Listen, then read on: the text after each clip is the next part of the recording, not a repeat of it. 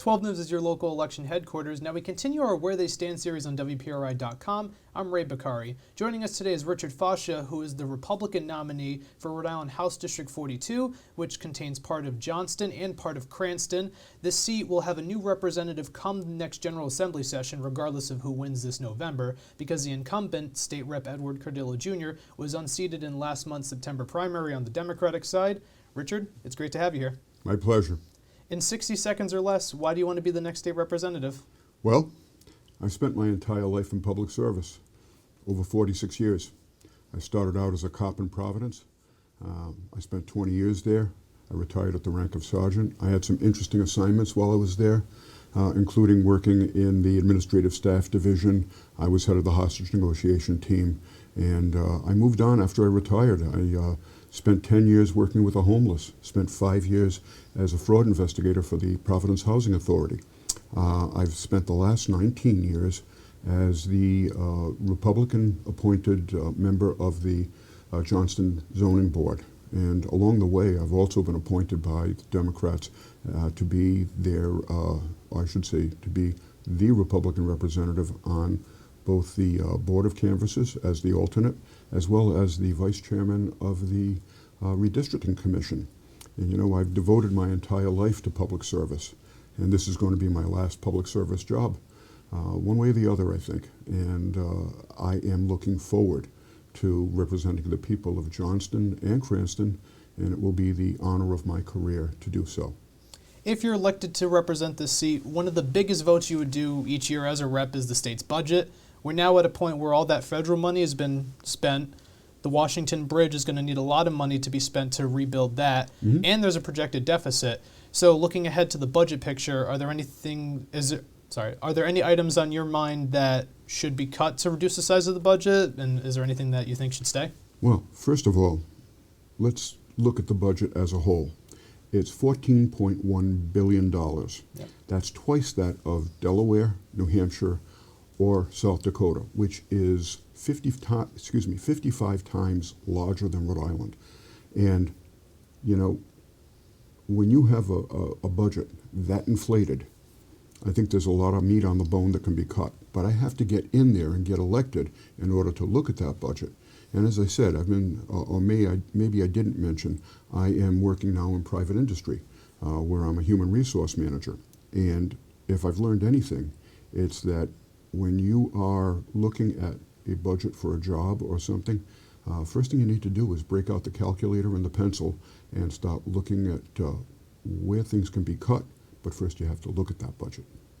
Understood, but looking at it on a surface level, are there any items in mind going in there thinking, okay, maybe this is wasteful spending or that's wasteful spending? I think that probably some of the more wasteful spending goes toward, quite frankly, social service issues and items. I'm not saying that they're unnecessary, but perhaps we can find some money in those corners where we can make it a little bit more efficient and a little bit more palatable for the taxpayer. Education is also another big issue that's on lawmakers' minds. It can be approached in a number of ways, but each lawmaker sometimes has their own idea when it comes to educational reforms. If you're elected, what would be one educational reform that you would champion to improve outcomes?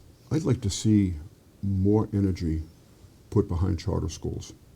Charter schools have been very successful, and I know that it's not a popular idea with certain union groups. However, that doesn't mean that the unions should be excluded from charter schools. Imagine being a parent of a child who is maybe somewhere between being very, very good in school and being gifted and being in a situation where they're not reaching their full potential because of distractions in the classroom. There's any number of distractions, but in a charter school environment where you can raise the level of learning to the same level as that of private schools, I think we can all work together. You know, I've been a union member for 42 years, and I think, and I'm confident, that we can work with the NEA and the other teachers' unions to bring a charter school representation to the overall education system of Rhode Island. Keep in mind, we have more school districts in Rhode Island than they have in the entire state of New York. And a quick follow-up while we're still on education, Johnston is a bigger part of the district.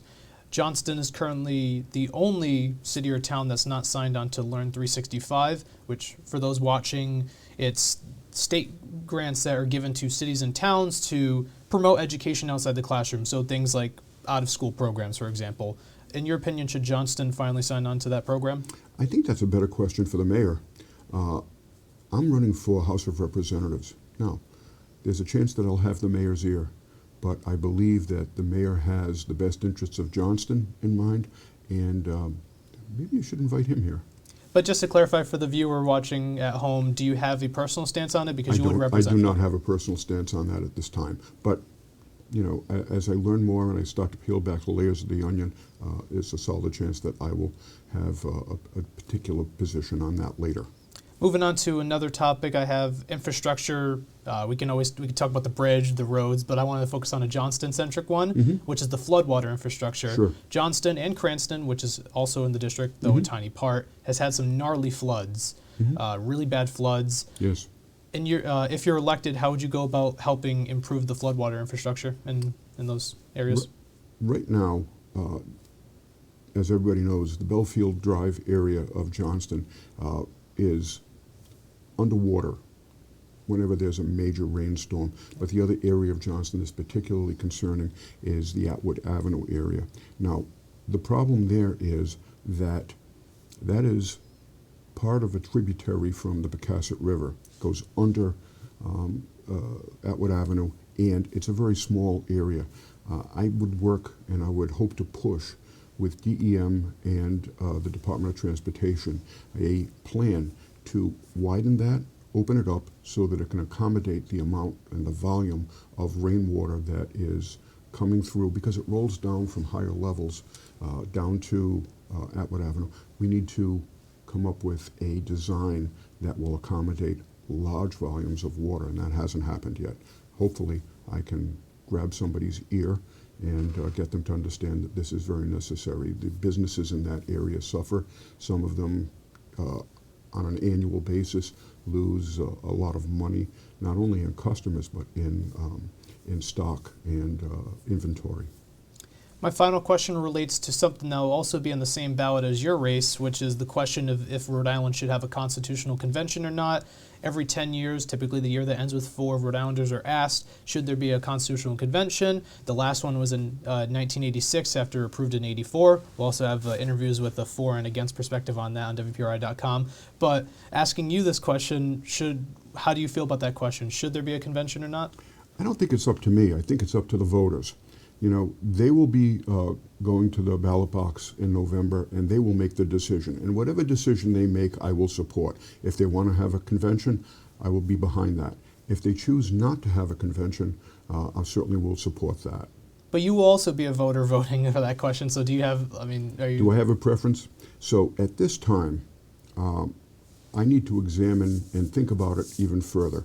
I believe that having a convention has a great deal of benefit, but I also believe that having a convention could open Pandora's box. So I'm going to be very careful about it, but I encourage the voters to make sure that they vote not only on the Constitutional Convention question, but on the other 4 bond issues that will be on that ballot that day. Look at them. The state is issuing a newsletter regarding this. Make your decision carefully and make sure at all costs that you vote on November 5th. That's all the questions I have. Richard, thank you so much for giving us your time for this. I really appreciate it. Been my pleasure. And thank you for tuning into this edition of Where They Stand. Remember, 12 News is your local election headquarters. We have other candidate interviews as well as a full voter guide available on WPRI.com. For now, Ray Bakari, 12 News.